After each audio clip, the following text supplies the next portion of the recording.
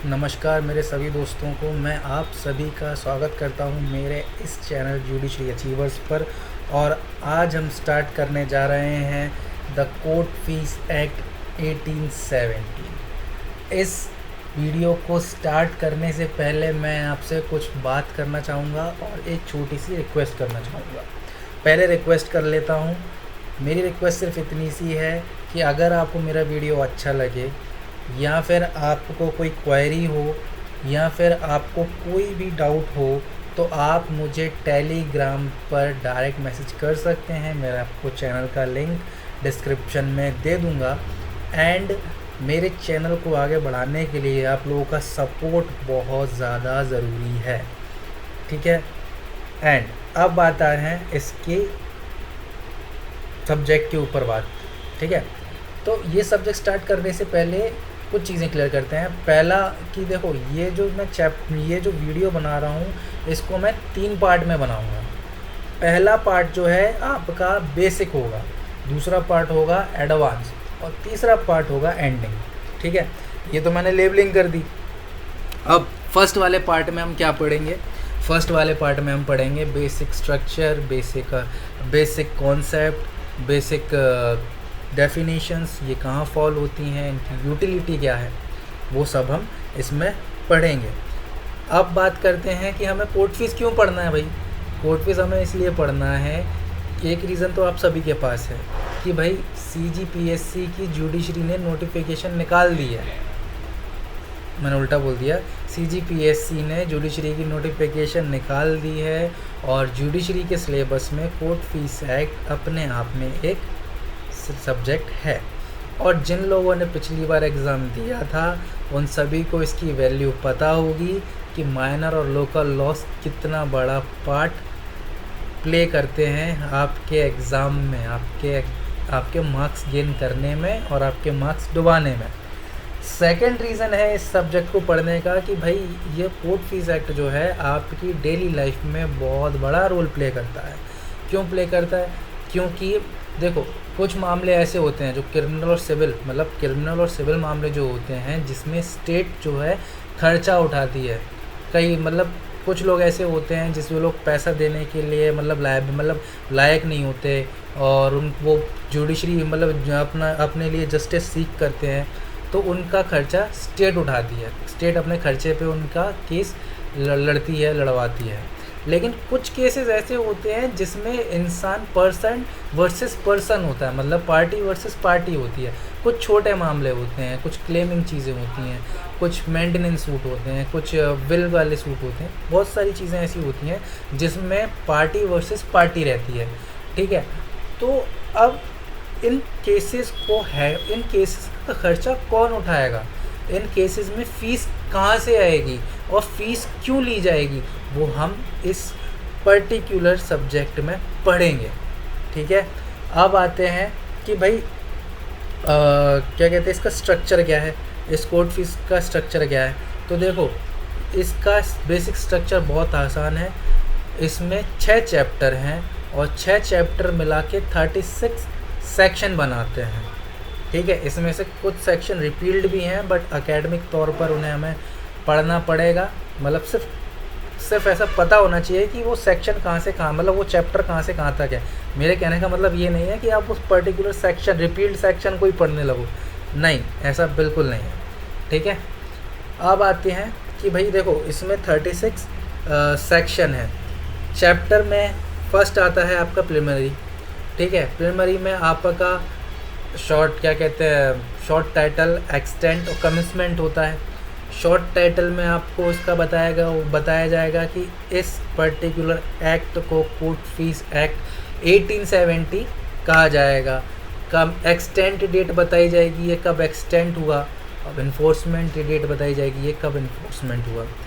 Second वाले chapter में हम क्या पढ़ेंगे? सेकंड वाले चैप्टर में पढ़ेंगे कि हाई कोर्ट और स्मॉल कॉजेस कोर्ट जो प्रेसिडेंसी टाउन में है उनका फ़ीस कैसे उनको वो फ़ीस कैसे चार्ज करेंगे, उनका चार्जिंग करने का तरीका क्या होगा, ठीक है। इसमें आपके बेसिकली 2 सेक्शन बहुत इंपॉर्टेंट है जिन पे हम आगे चल के फोकस करने वाले हैं इस वीडियो में। ठीक है। और हाँ, मैं ये चीज़ ज़रूर बता देता हूँ कि जो आपका चैप्टर 2 है वो सेक्शन 3 to 5 है, 3 से लेके 5 है। सेक्शन 3 क्या बात करता है, levy of fees in high court on their original sides. Section 4 बात करता है fee on document filed in etcetera in high court in their extraordinary jurisdiction, in their appellate jurisdiction or in the reference of revision। Fifth वाला section आपका बात करता है procedure in the case of difference as a necessity of amount. जब आपकी amount में कोई ऐसा क्वेश्चन है, कोई डिफरेंस है कि वो मतलब उसको मतलब ये कन्फ्यूज़न है कि कितनी फ़ीस देनी चाहिए या कितनी अमाउंट देनी चाहिए, क्या वैल्यूएशन है, इस केस में कोर्ट क्या करेगी या आप क्या करोगे, इस बारे में सेक्शन 5 बात करता है। चैप्टर 3 बात करता है fees in other court and public offices. ठीक है। अब इसमें जो सेक्शन 6 से लेके इसमें जो हम सेक्शन 6 से लेके 90 तक हम पढ़ेंगे, ठीक है, ये बहुत टेक्निकल है। ये मैं सेकंड वीडियो में कवर करूँगा, क्योंकि देखो ये टेक्निकल चीज़ हमें तभी समझ में आएगी जब हमें बेसिक चीज़ें समझ में आएगी। ये एक नेचुरल फिनोमेना है, ह्यूमन अंडरस्टैंडिंग है। ठीक है, तो आप चिंता मत करिए, उसको कवर करवाने की जिम्मेदारी मेरी है। ठीक है, बस अभी आप सेक्शन के टाइटल्स और उनका ओवरव्यू सुनते जाइए। सेक्शन 6 बात करता है fees on document field etcetera in Mufsil court और इन पब्लिक ऑफिसर्स। ठीक है। सेक्शन 7 बात करता है computation of fees payable in certain suits. अब भाई देखो, सेक्शन 7 जो है वो बात करता है आपके कंप्यूटेशन की, कि फ़ीस का कंप्यूटेशन कैसे किया जाएगा, कितने परसेंटेज पे कितनी फ़ीस कब कैसे लिया जाएगा दिया जाएगा, वो सब सेक्शन 7 में बताया है। ये सबसे ज़्यादा सिरदर्द देने वाला सेक्शन है अभी तक का। ठीक है। इसी तरह सेक्शन 8 बात करता है fees on memorandum of appeal against the order of compensation. ठीक है, जो कंपनसेशन ऑर्डर होंगे वो कैसे दिए जाएंगे, कोर्ट कंपनसेट कैसे करेगी, अगर आपकी फ़ीस ज़्यादा पहुंच गई है तो क्या करेगी, कम पहुंच गई है तो क्या करेगी। ठीक है। सेक्शन 9 बात करता है पावर टू अस्टेन नेट प्रॉफिट और मार्केट वैल्यू। अगर मान लो कि अगर टैक्स की मतलब जो अमाउंट का डिफरेंस आ रहा है, जो अपन सेक्शन 5 में पढ़ रहे थे कि अमाउंट का डिफरेंस आ रहा है, अगर उस डिफरेंस में नेट प्रॉफिट ज़्यादा निकलता है या कम निकलता है तो उस केस में हमें क्या करना है। सेक्शन 10 बात करता है प्रोसीजर वेयर नेट प्रॉफिट और market valuation is wrongly estimated. जो सेक्शन 5 में, समझ रहे हो, ध्यान से समझना, बिल्कुल भी गड़बड़ मत करना। सेक्शन 5 में जो हम वैल्यूएशन करेंगे, अगर हमने वो रॉन्गली एस्टिमेट कर ली है तो कोर्ट उस टाइम उस सेंस में क्या करेगी, ये भी हम इधर पढ़ेंगे। फिर हम बात करेंगे सेक्शन 11 में procedure in suit for mesne profit or account when amount decreed exceed amount claim. क्या करेंगे जब मतलब ऐसा ऐसी कोई सिचुएशन आएगी जो मीन्स प्रॉफिट है वो डिक्रीड अमाउंट से एक्सीड होगी। फिर यहाँ फिर उसके बाद सेक्शन 12 हमें ये बताएगा कि decision on the question of valuation. Section 5 और सेक्शन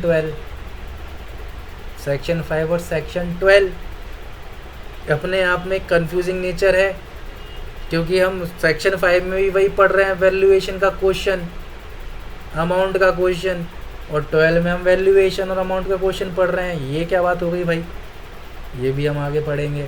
हालांकि ये सब चीज़ें हम धीरे धीरे कवर करेंगे, मैं सिर्फ आपको एक ओवरव्यू दे रहा हूँ ताकि आप इससे गो थ्रू हो जाएं, ताकि जब हम दूसरा वाला वीडियो डालेंगे, मतलब जब मैं दूसरा वाला वीडियो सेंड करूँगा जिसमें हम साथ में पढ़ेंगे, उसमें आपको चीज़ें याद रहनी चाहिए कि भाई ये चैप्टर इस सेक्शन तक है और ये पर्टिकुलर सेक्शन इस टाइटल के बारे में बात करता है।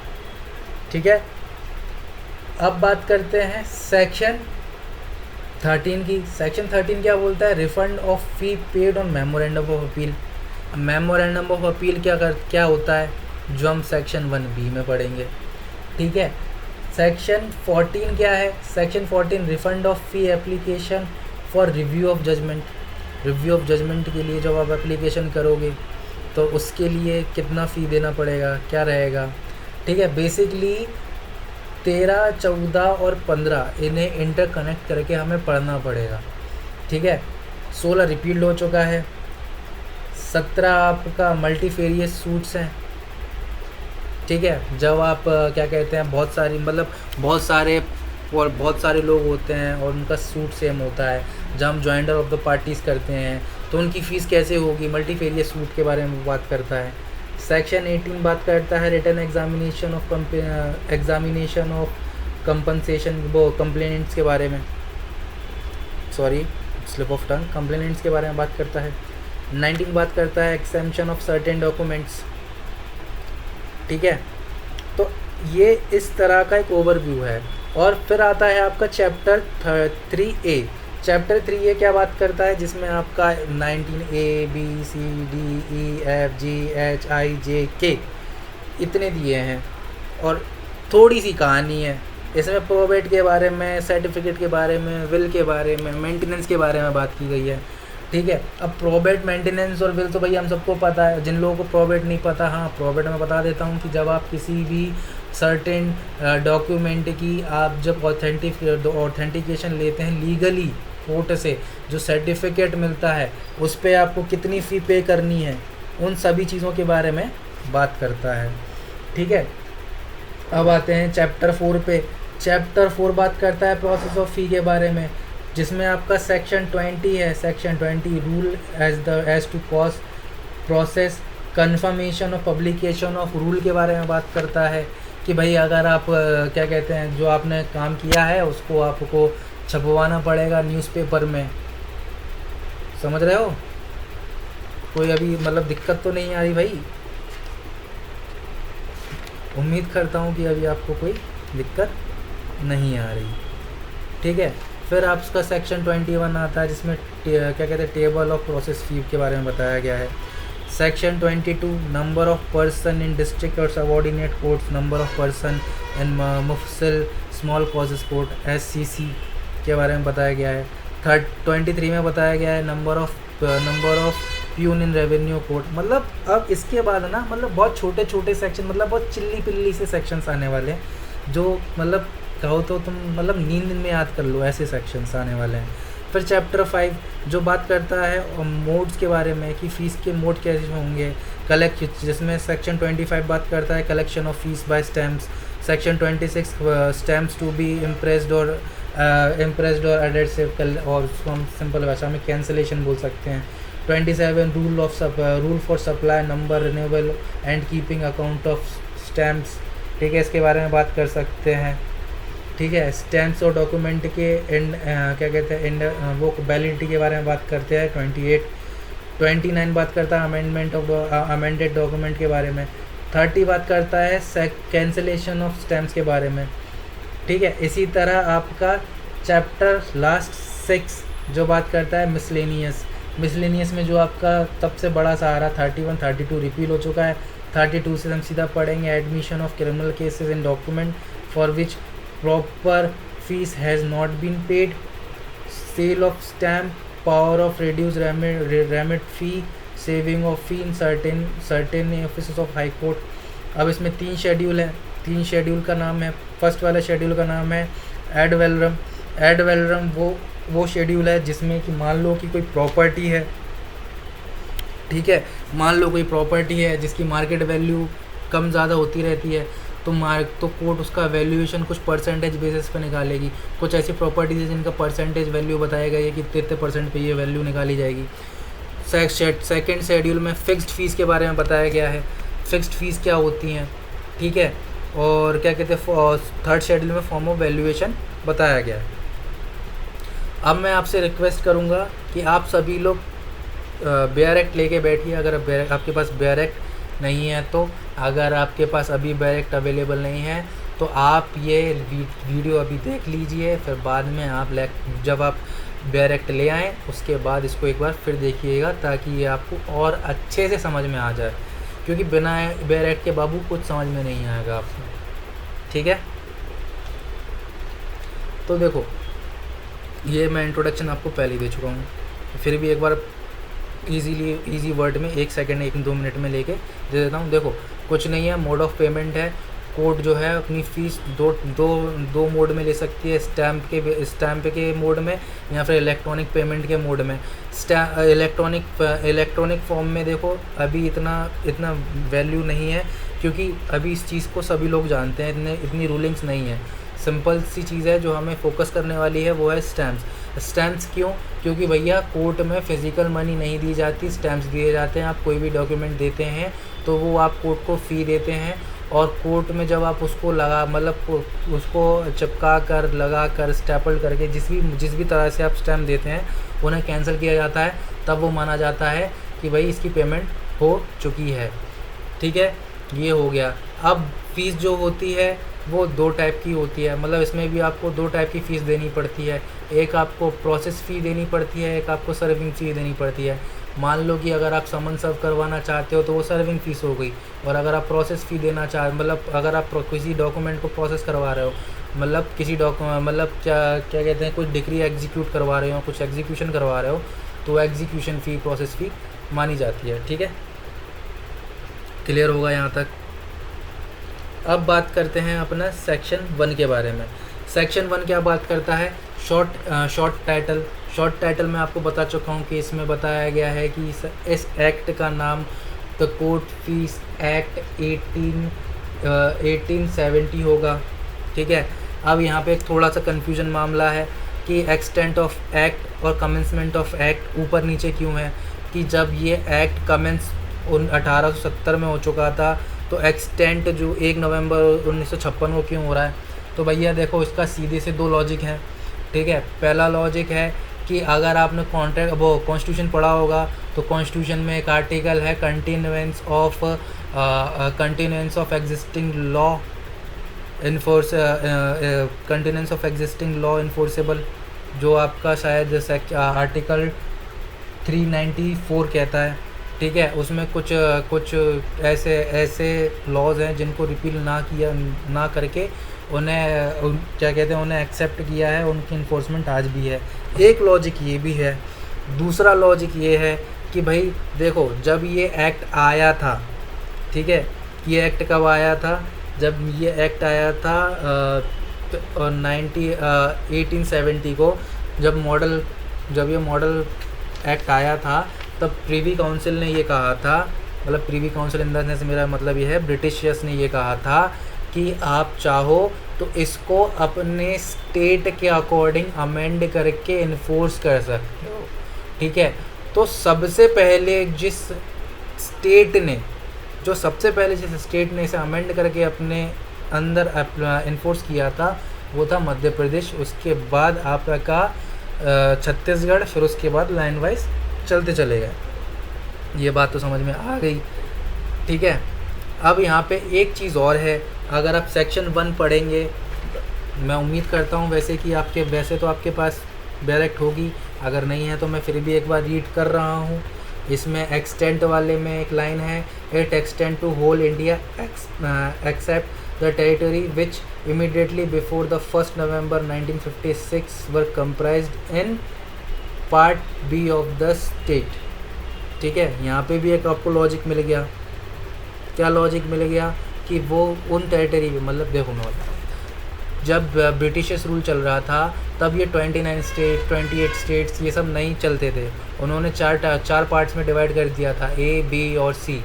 ठीक है, बी वाला जो पार्ट था वो क्या था कि वो कंप्रेस कर दिया गया था वो उसको टेरिटरी फॉर्म में डाल दिया गया था, जिसमें आपका अंडमान निकोबार, अंग्रेज़ उस टाइम होशियार थे, इसीलिए उस वजह से वहाँ पर ये सब मतलब पार्ट बी में से एप्लीकेबल नहीं किया गया था। ठीक है, और सबसे बड़ा रीज़न जो 1956 में कंप्राइज हो गए थे। ठीक है, इसको एक सिंपल फॉर्म में अच्छे से बता देता हूँ कि ब्रिटिशर्स के टाइम में 4 पार्ट में स्टेट्स को डिवाइड किया गया था। 1956 में या 1956 से पहले पार्ट बी जो है उसे हमने क्या किया था, टेरिटरी बनाया था। उसमें मतलब अब ये तो मुझे जानकारी नहीं है कि क्या टेरिटरी थी क्या नहीं थी, तो टेरिटरी बनाया था जिसकी वजह से उसमें एप्लीकेबल नहीं किया गया था। बाकी बचे 3, ए, सी और डी, ये 3 स्टेट्स, इनमें इसे एप्लीकेबल कराया गया। अब यहाँ पर आपको भले ही एक्सटेंट वाली डेट भूल जाना, एक बार को एक्सटेंट वाली डेट का रिस्क ले लेना भूलने का, लेकिन 2 डेट हमेशा याद रखना।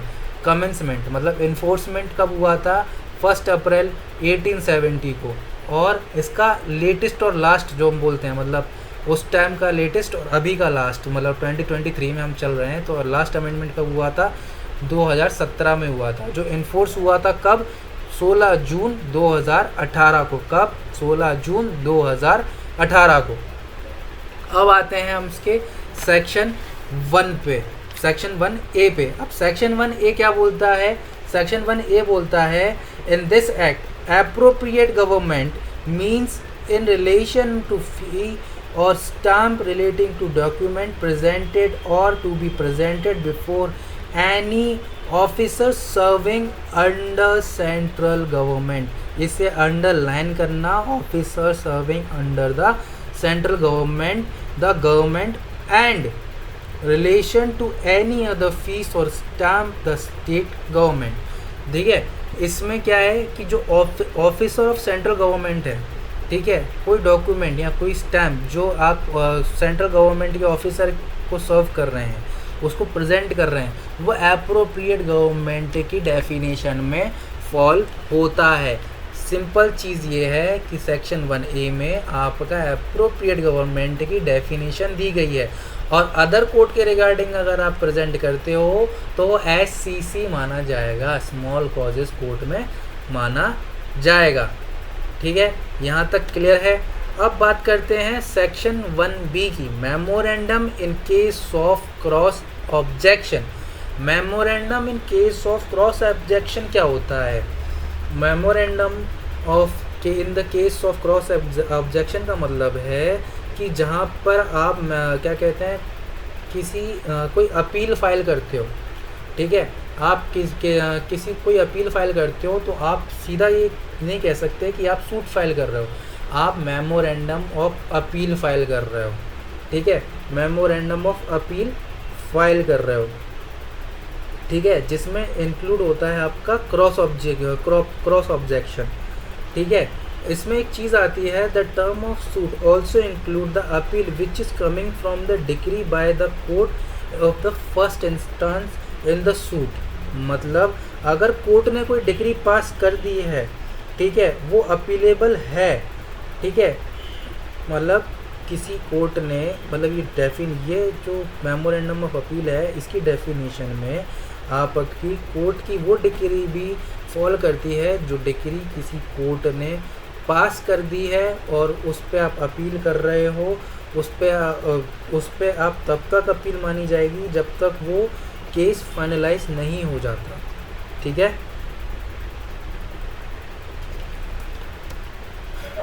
अब आते हैं हम चैप्टर नंबर 2 पे। चैप्टर नंबर 2 में दिया गया है सेक्शन 3 से लेके सेक्शन 5 तक। चैप्टर 2 बात करता है fees in the court and in the court of small causes at the presidency town. ठीक है, अब देखो सेक्शन 3 क्या बात करता है, सेक्शन 3 बात करता है levy of fee in the court in the high court on their original side. इसमें देखो सिंपल सटीक चीज़ है, मोटा मोटा हिसाब है कि हाई कोर्ट फीस कैसे लेगा। हाई कोर्ट में फ़ीस लेने का तरीका है कि जो आप फीस पे कर रहे हो क्लर्क को या ऑफिसर को, अटॉर्नी और शेरिफ नहीं, क्लर्क को, ठीक है, और ऑफिसर को, ठीक है, वो कैसे चार्ज किए जाएंगे, वो चार्ज किए जाएंगे जो क्या कहते हैं पैरा नंबर 11 में फर्स्ट शेड्यूल में बताया गया है। फर्स्ट शेड्यूल का para number 11, para number 7, 12, 14, 20 and 21 जो सेकंड शेड्यूल में बताया गया है। ठीक है, उसके बेसिस पे ही आपसे फ़ीस चार्ज की जाएगी। ठीक है, और जो प्रेसिडेंशियल स्मॉल कॉजेस कोर्ट होते हैं उसमें कैसे फ़ीस चार्ज की जाएगी, उसमें फ़ीस चार्ज करी जाएगी जिस तरह से अदर कोर्ट में की जाती है। ठीक है, सिंपल एज दैट, यहाँ तक हमें कोई दिक्कत नहीं आई। अब बात करते हैं हम सेक्शन 4 के बारे में। सेक्शन 4 पे आप ब्रैकेट में अपनी बैरेक्ट में लिख लीजिए charging section in high court. क्या लिखेंगे, charging section in high court. अब इसमें इम्पोर्टेंट क्या है, पहले मैं इसको रीड करूँगा फिर आपको बताऊँगा कि इसमें इम्पोर्टेंट क्या है, ताकि आपके पास अगर बैरेक्ट है तो आप इस पर थोड़ा सा फोकस डालें और जिनके पास बैरेक्ट नहीं है उसको थोड़ा सा सुन लें। ठीक है, तो इसमें लिखा है section 4 fees on document filed etcetera in high court in their extraordinary jurisdiction.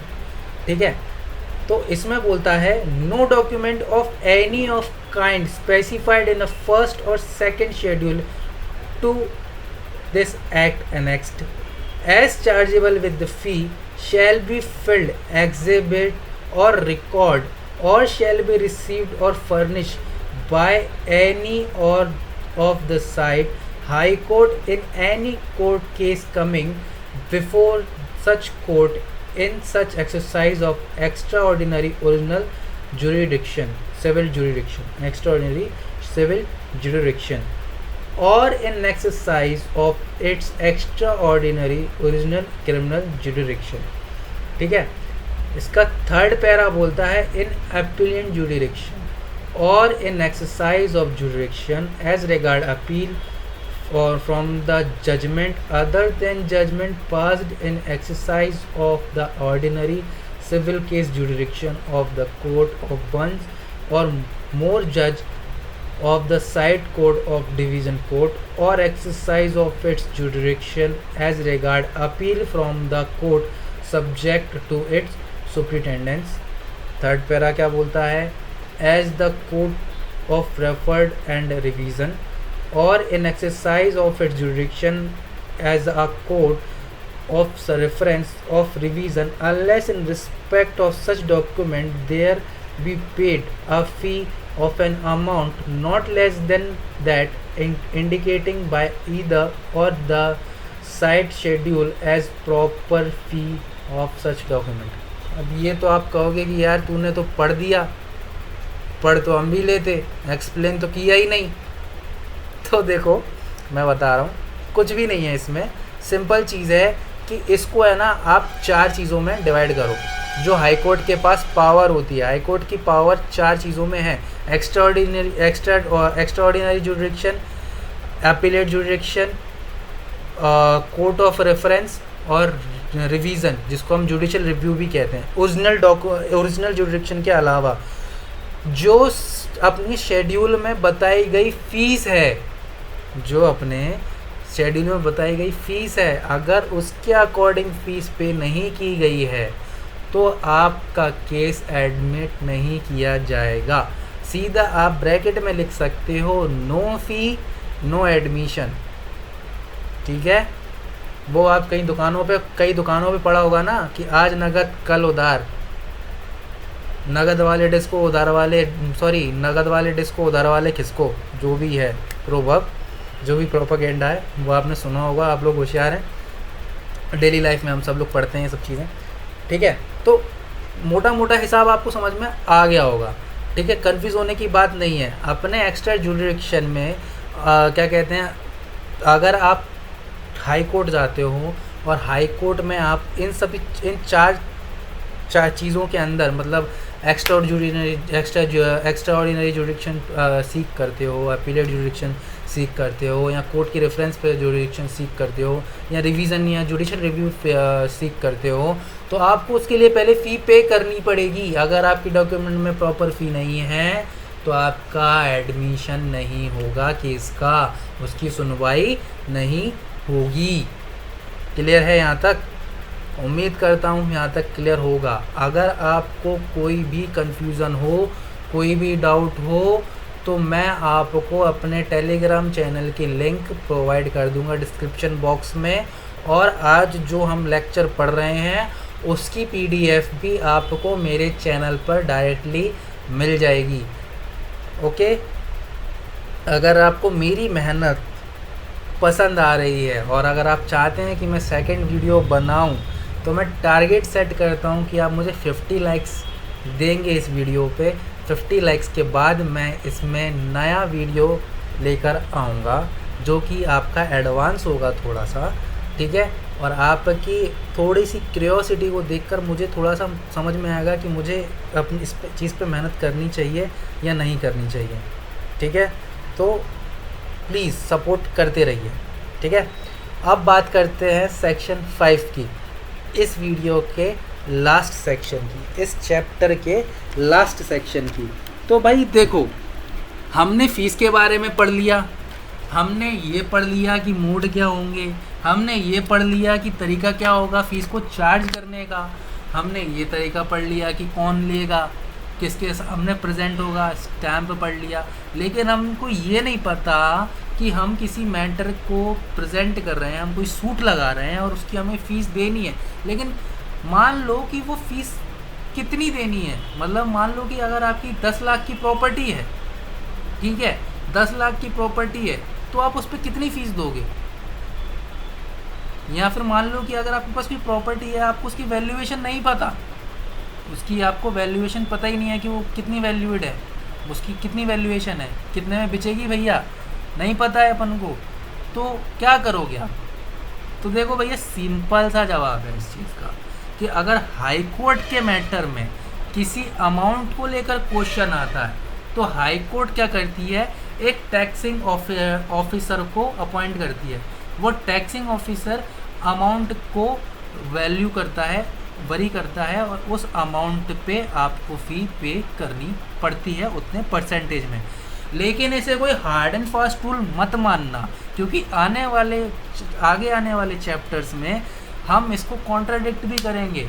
क्योंकि आगे आने वाले चैप्टर में अगर आपने ध्यान से देखा हो या सुना हो, तो आपने एक चैप्टर में एक सेक्शन आया था कि अगर वैल्यूएशन के रिगार्डिंग कोई प्रॉब्लम होती है, या फिर एक्सीड अमाउंट होता है या डिक्रीज्ड अमाउंट होता है, तब क्या करोगे?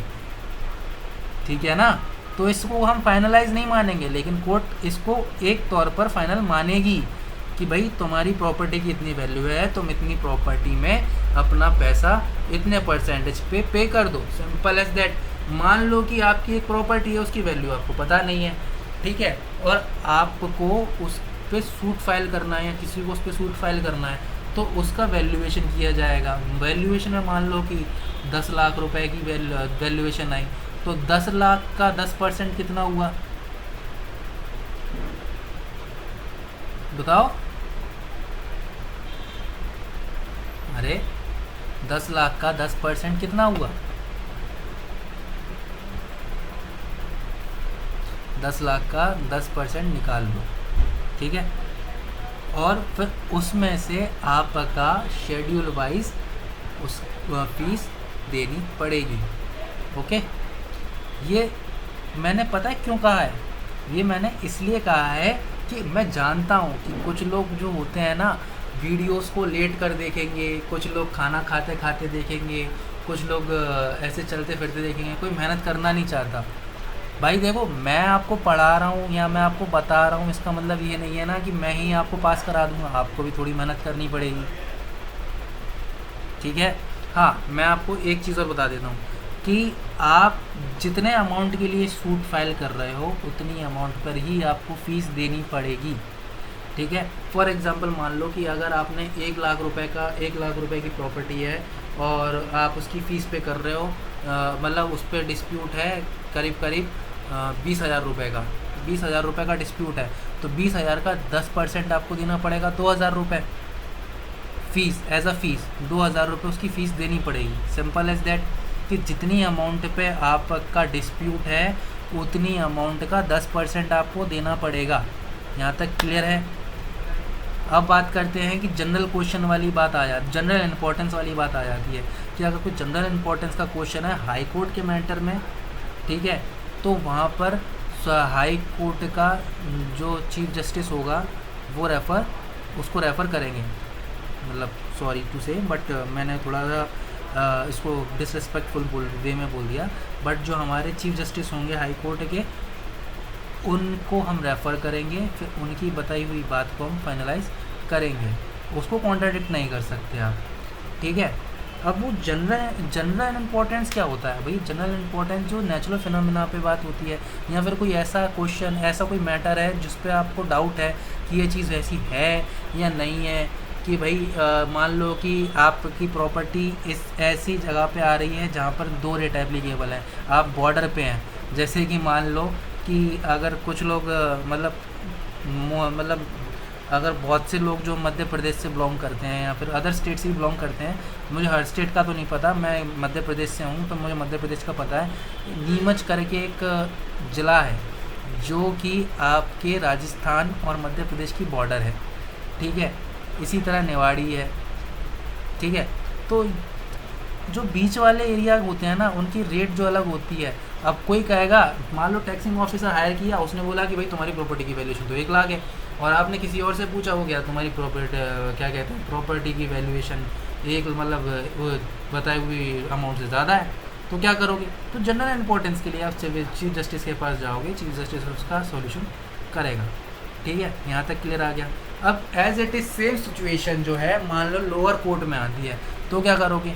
लोअर कोर्ट में अगर सेम सिचुएशन आती है तो आप जो मतलब जो अमाउंट है, अमाउंट के डिस्प्यूट को सॉल्व करने वाला व्यक्ति होगा वो क्लर्क होगा, कोर्ट का क्लर्क होगा। अगर मान लो कि जनरल इंपॉर्टेंस का क्वेश्चन होगा तो कौन होगा? जुडिशियल मजिस्ट्रेट फर्स्ट क्लास, ठीक है। यहाँ तक क्लियर है। अब यहाँ पर अपना लेक्चर हुआ समाप्त। बस एक रिक्वेस्ट है प्लीज़ कि ये मेरा पहला वीडियो है और हो सकता है कि मैंने गलती की हो या फिर मेरा वर्ड्स मतलब मेरा टंग स्लिप हुआ हो, उसको थोड़ा सा माफ़ करना, क्योंकि आगे आने वाले लेक्चर्स में हम इसको अच्छा करने की कोशिश करेंगे। हालांकि पढ़ाने का एक्सपीरियंस है, मैं ऑफलाइन और ऑनलाइन दोनों पढ़ाता था, बट कभी ऐसा वीडियो लेक्चर मैंने कभी बनाया नहीं है, तो इस वजह से मुझे समझ में नहीं आया कि मैं कैसे और क्या डिफ़ाइन करूं। जितना मुझसे हो पाया मैंने डिफ़ाइन किया। अगर आप मुझे कोई कुछ रेफरेंस देना चाहते हैं या कुछ ऐसा चाहते हैं कि मैं उसमें ये सुधार करूं, तो आप मुझे बता सकते हैं, आप कमेंट कर सकते हैं, आप मुझे डीएम कर सकते हैं। टेलीग्राम की लिंक मैं आपको इधर डिस्क्रिप्शन बॉक्स में दे दूँगा, ओके। तो आज के लिए शुक्रिया, मिलते हैं सेकंड वीडियो में। और सेकंड वीडियो के लिए हमने टारगेट बनाया 50 लाइक्स का, ओके।